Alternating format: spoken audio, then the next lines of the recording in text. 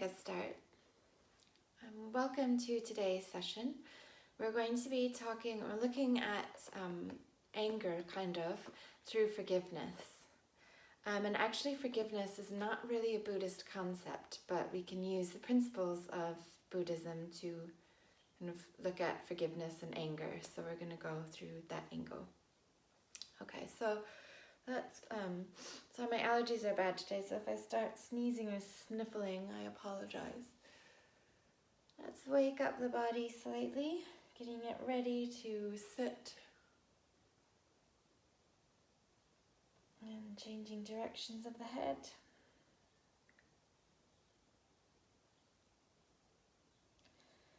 So in this session, I'll give you some time to think about it, rolling the shoulders. I'm going to ask you to think of a person that you have been mad at or you're still mad at. And we're going to explore that situation through the session today. Reverse the direction of the shoulders. Maybe making some twists.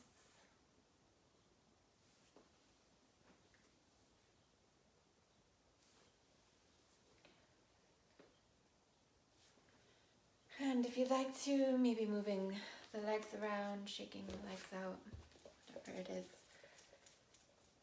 that we need to do. Okay. And then either you can get into your meditation position now, or I'm going to talk for a while, so I'll cue you again later before we get into the exercise. But today let's start with compassion. So sometimes anger, it's very hard to find, to be compassionate towards other people or remember it. So if we just close the eyes for a moment and I'll recite the 4 immeasurables. So thinking of all beings, those we like, those we don't care for, all animals, all insects, anything with feelings that can understand the concept of pain and suffering. May all these beings have happiness and the cause of happiness. May they be free of suffering and the cause of suffering. May they never be dissociated from the supreme happiness which is without suffering. May they remain in boundless equanimity, free from attachment to close ones and rejection of others. Okay. So as I mentioned, forgiveness isn't really in Eastern or Buddhist, I'd say, Buddhist culture. And that's because of karma. So they mostly, it's instead, I guess in the Western world, but we think somebody has wronged us and we expect forgiveness from them. They owe us something, right? And if we give them forgiveness, then they're no longer indebted to us. And so it's the system that when I study and look up the karma, which I do believe in karma, it's just, I don't know, it's a less angering process, I think. So people see it that as if wrong is done to them in Buddhism, if something is wrong is done to them, it's because of the karma that they have to work out. And ideally what the person says is, okay, I'm welcoming this terrible event, this mean thing that somebody's doing to me, because now I'm working off my negative karma, and in the next life, or in the current life, that they can have better karma and hopefully have less suffering. So that's why the concept of forgiveness isn't in there. That, they apologize and they have wrongdoings, and that's maybe something I'll get into another session, but it's quite a lengthy topic in and of itself. So there is apologies, but it's not this sense where we're indebted to somebody for causing them harm, which is very interesting. So you can always read more about that. There's a really interesting article by Ken MacLeod, who I really like. He's a pragmatic Buddhist, American guy. And the article is called Forgiveness is Not Buddhist, or something like that. So Ken MacLeod, McLeod. And that's a very interesting article. But in order to express compassion for others in this culture that we live in, it's sometimes necessary to forgive people. So, we do have this thing. I have it, everybody has it, I think, in this culture, in this way of thinking, is that somebody's caused me harm and they have to do something about it to rectify it. It's not my problem that they were mean to me. They're a bit of an ass or whatever, whatever concept it is. It's like it's their problem that they need to fix with us, when it really isn't. It's our problem that we need to fix with ourselves. Because if somebody, let's do this concept of equanimity, if there's somebody that we like and someone we don't like and they cause the same behavior, there's a good chance that the person we like will let it slide, but the person we don't like, it's because they're mean and evil. But it's the same behavior, it's just how we view it. So if we can get to the root of that, and try to let go of that anger, then we have less suffering. So a quote I read from a guy on death row, Michael B. Ross. I have no idea what his offense was, but he was on death row. Forgiveness is a form of realism. It doesn't deny, minimize, or justify what others have done to us or the pain that we have suffered. It encourages us to look squarely at those old wounds and see them for what they are. It allows us to see how much energy we have wasted and how much we have damaged ourselves by not forgiving. So if we make the parallel with Buddhism, we waste so much energy on wanting something to be just that we don't realize that it's our karma. That's actually the reason why something is happening to us. And if you don't believe in karma, then it's not really a concept that you're going to agree with or necessarily explore or understand if it's not in your belief system. But that's why I think it's just that last sentence, it allows us to see how much energy we have wasted and how much we have damaged ourselves by not forgiving. The other person walks around, they may not even know that we're angry at them. Their life isn't affected, it's our lives that are impacted. So how can we work through this in an analytical way and see things in a different perspective? And forgiveness is not something that comes easily for many people in this culture, and it takes a lot of patience and practice. So that's what we're going to start working on today. And just one more quote. I like my quotes. So by Master Cheng Yen, to be angry is to let others' mistakes punish yourself. And to forgive others is to be good to yourself. So again, people may not even know we're mad at them. And I'm like, oh, she's being weird. He's being weird. Why is that? Well, we're mad at them. We haven't even told them. It's like, well, they should know what they've done. I mean, how many times have I said that? Are you mad at me? Yeah, you should know. Obviously you're not a nice person, or I don't want to be with you if you don't even know. But I mean, how many times have I done that where I've offended somebody or made someone angry, just not really thinking because what was going on in my head or my belief system or whatever it is. So just before we get into the exercise, let's look at why it would be useful to get this concept of forgiveness. And I'm talking about forgiveness that we never actually tell a person. This is internal work, how we forgive others, how we see different perspectives. So this is about not actually needing to tell a person or people that we're forgiving them.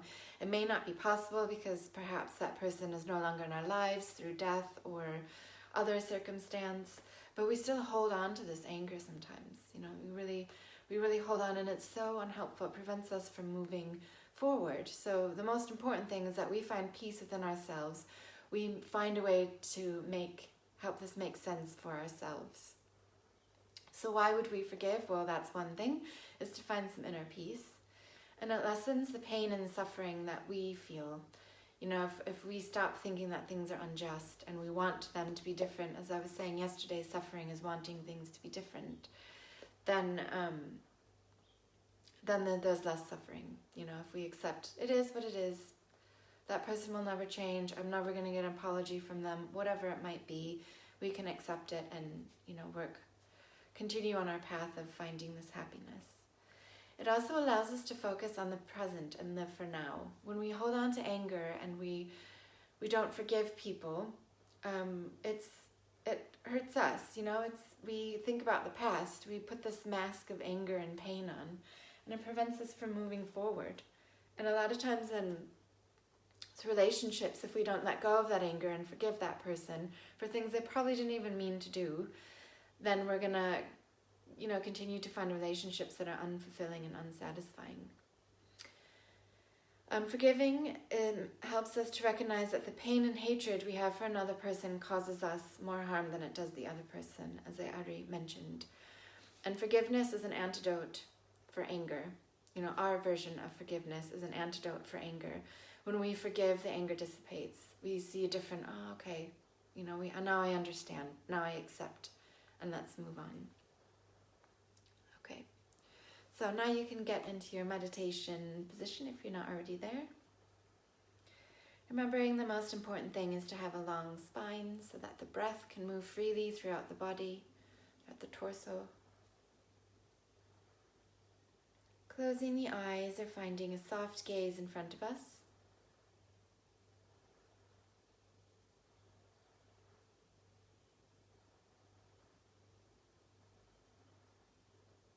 And imagining an open space, free from distraction, free of other humans.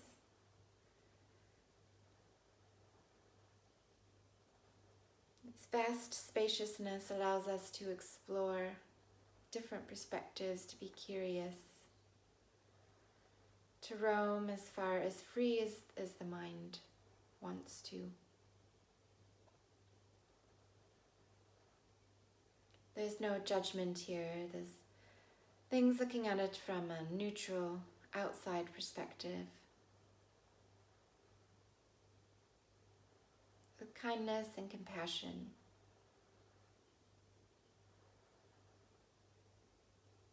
Grounding ourselves in this space. What does it feel like? Temperature. The ground beneath us. What do we see? What do we hear?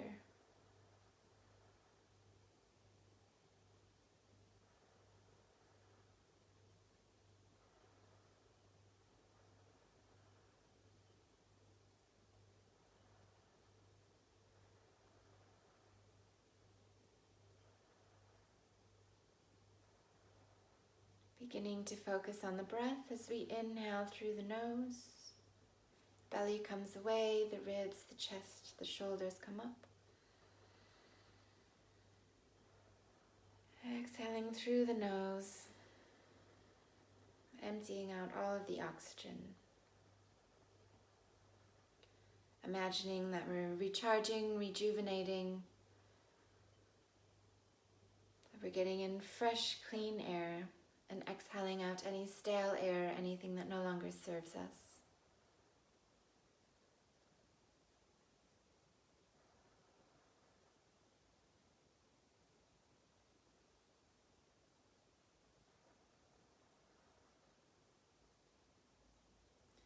Inhaling a white light of compassion, of understanding.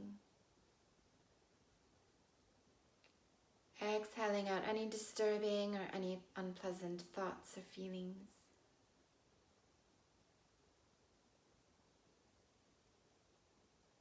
Inhaling a white light filled with compassion and understanding. Exhaling out any unpleasant thoughts and feelings.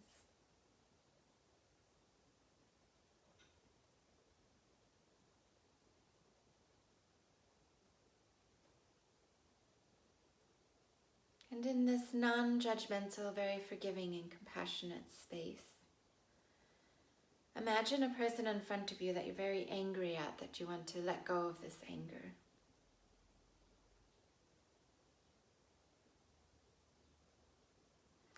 And it's somebody that, that they may not, we're going to imagine them as a person different than they are. So perhaps this person is a very understanding person that would feel awful for what they've done that's made you angry. Or perhaps it's somebody that thinks it's your problem and you'd never be able to talk to them about it.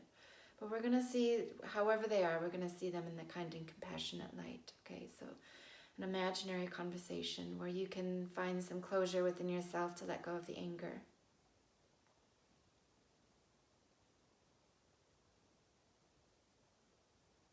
And if you find some feelings of anger coming up, breathing in deeply, a sense of calm,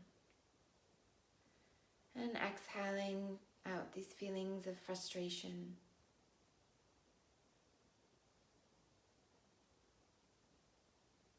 And calmly tell this person what you feel, why you're angry,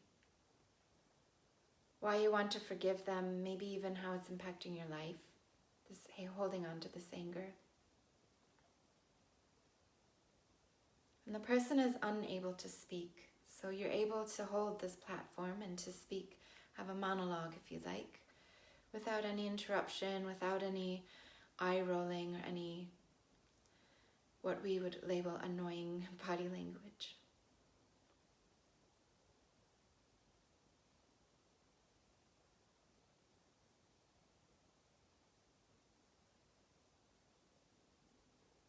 Imagine the person's body language is one of compassion and understanding.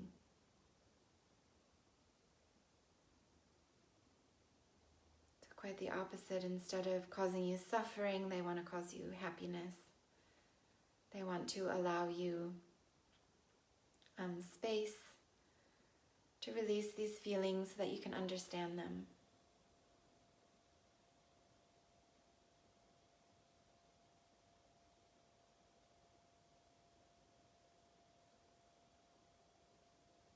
And if you're finding it really difficult to sit in this meditation, perhaps think of something where you've done something similar to somebody else, a similar situation where you've made somebody angry for a similar reason. You know, do you ever make mistakes? Of course, we all make mistakes. So you can view this person as a human who makes the same mistakes as you. And that we all cause harm, sometimes knowingly, and a lot of times unknowingly, because each of us have our own demons to overcome. So try, even if it's for a second, just to imagine this person listening to you in a compassionate way.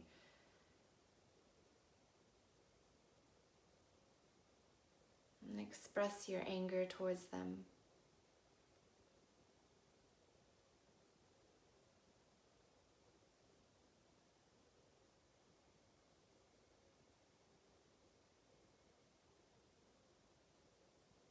Imagine this person is now responding to you in a way, not that they normally would necessarily, but in a compassionate and neutral way, as somebody who sees how their behavior may have caused you suffering,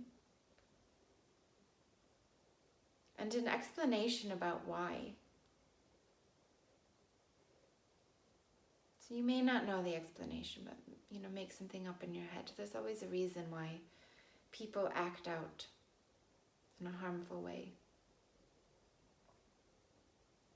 It doesn't make it right, but it makes it easier to understand, easier to let go and forgive.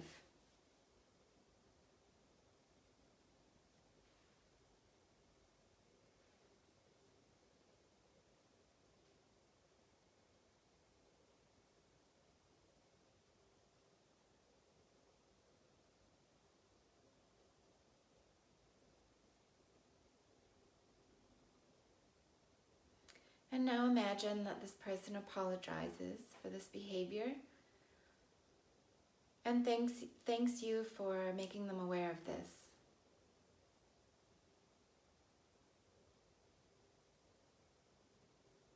And perhaps they vow never to create that behavior, that feeling again.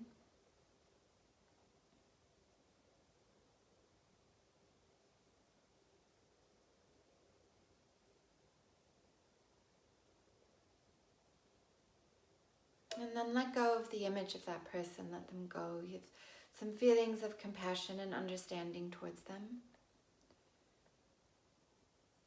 And take a look at yourself and see possibly how the anger that you are holding on to has affected your life, the person that you are angry at, or those around you.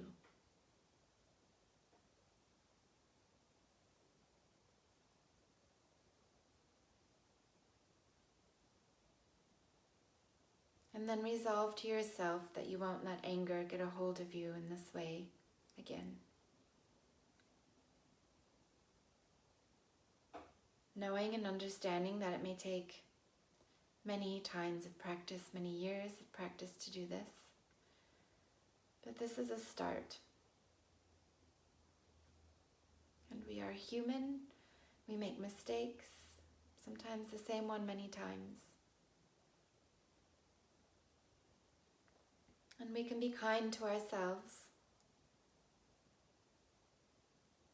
make a resolve to keep practicing this so that our anger doesn't hurt other people nor ourselves.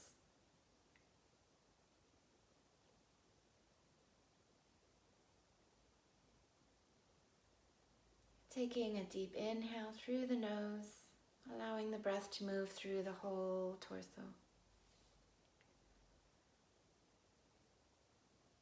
Exhaling out any unpleasant feelings or thoughts that we might have rolling around in the mind.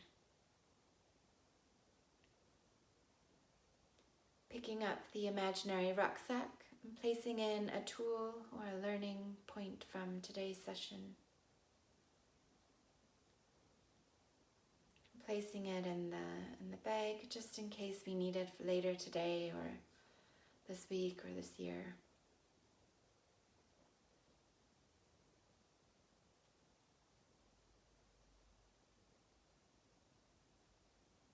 Placing the rucksack on the back with the eyes closed, coming out of this open space, visualizing the reality that we're currently in.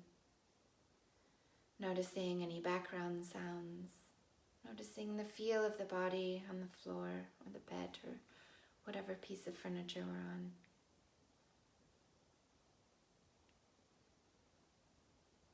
And when you're ready, gently blinking open the eyes.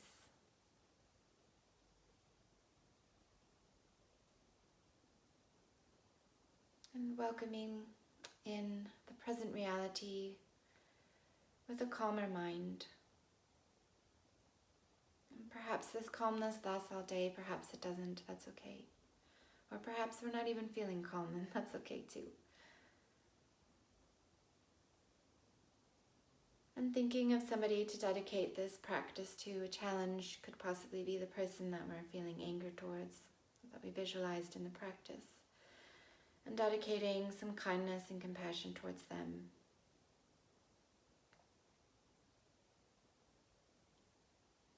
And I thank you very much for joining me in the practice this morning. I always welcome any feedback, and I hope you have a mindful and present day. Thank you very much. Bye.